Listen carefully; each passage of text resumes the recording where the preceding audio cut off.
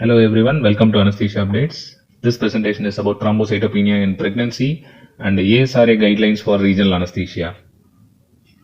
This presentation is based on the journal that is published in Anesthesia Tutorial of the Week. So this journal is published in February 2nd, 2021. And going into our presentation and small introduction, thrombocytopenia, as we all know, thrombocytopenia, a platelet count less than 1,50,000 is very common during pregnancy, occurring in about 7 to 10% of the pregnant woman. So most of the thrombocytopenic cases during pregnancy are mild, that is platelet count ranging from 1,30,000 to 1,50,000 per microliter. So other platelet disorders commonly found during pregnancy are gestational thrombocytopenia, preeclampsia, HELLP syndrome, idiopathic thrombocytopenic purpura, thrombotic thrombocytopenic purpura, and hemolytic uremic syndrome. So gestational thrombocytopenia is the commonest cause. It occurs in almost 75% of the women presenting with low platelet count. So usually the gestational thrombocytopenia, the platelet count will be approximately 75,000 to 1 lakh per microliter. An important point in gestational thrombocytopenia, here the platelet production and function is normal. So the platelet count is reduced because of the dilutional effect due to the increased plasma and a hormonal effect leading to increased consumption of platelets in the placental circulation. So preeclampsia, it is a multisystem disorder. It is seen in 20% of the patients presenting with low platelet count. So as we all know about the diagnostic criteria of preeclampsia, that is new onset hypertension of systolic blood pressure more than 140 or diastolic blood pressure more than 90 after 20 weeks with proteinuria. In case the patient has no proteinuria, then diagnostic criteria includes either one of the following, that is thrombocytopenia, liver or renal insufficiency, visual or cerebral disturbance, or pulmonary edema. HELLP syndrome. Again, HELLP syndrome is a very serious complication of pregnancy. The incidence of HELLP syndrome is about 0.2 to 0.8% of all pregnancies. And also to note that risk of recurrence in subsequent pregnancy is approximately 19 to 27%. The HELLP syndrome is associated with very high maternal mortality and as well as fetal mortality. Maternal mortality usually due to the pulmonary edema, cerebral hemorrhage, renal failure, hepatic rupture, and placental abruption. DIC occurs in almost 80% of severe cases of preeclampsia or HELLP syndrome. So next about immune thrombocytopenic purpura. ITP, it accounts for approximately 4% of the pregnant women presenting with thrombocytopenia. So platelet counts will be usually less than 1 lakh per microliter.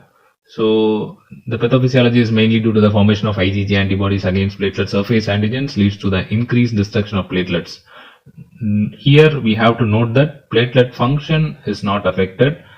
Platelet functions in some cases might be usually increased.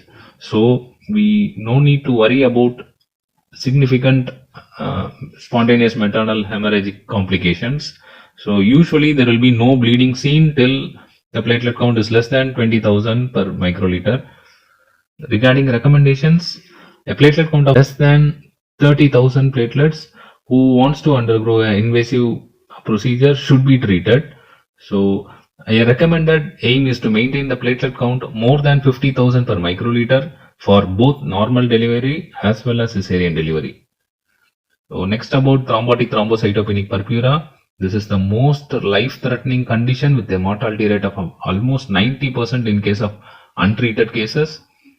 Thrombotic thrombocytopenic purpura usually presents with microangiopathic hemolytic anemia, thrombocytopenia, neurological symptoms, fever, and renal abnormalities. The main pathophysiology is because of deficiency of the von Willebrand factor cleaving protein ADAMTS13. So what happens is that in the absence of this protein, platelet aggregates are not cleared and this causes microvascular obstruction in major vital organs. Hemolytic uremic syndrome has the similar pathology to the thrombotic thrombocytopenic purpura but predominantly causes renal involvement. So since the mortality is higher, we will just have a small guidelines to be followed during thrombotic thrombocytopenic purpura. So the guidelines recommends the ADAM-TS 13, that is 1 milligram cleaving protease level should be monitored throughout the pregnancy. Plasma exchange should be considered. Important to note that platelet transfusion is contraindicated in these patients. So thromboprophylaxis should be started in these patients if the platelet count is more than 50,000 per microliter. Early delivery may be required, but this does not guarantee the reversal of symptoms. So in some patients, treatments with corticosteroids and monoclonal antibodies is reserved for those patients who are unresponsive to plasma exchange. So coming about guidelines, ASRA guidelines for neuraxial anesthesia. So what are the considerations? So usually all patients presenting with thrombocytopenia, we should consider the balance between the risk of vertebral hematomas, that is epidural hematomas, and the risk and complications because of GA.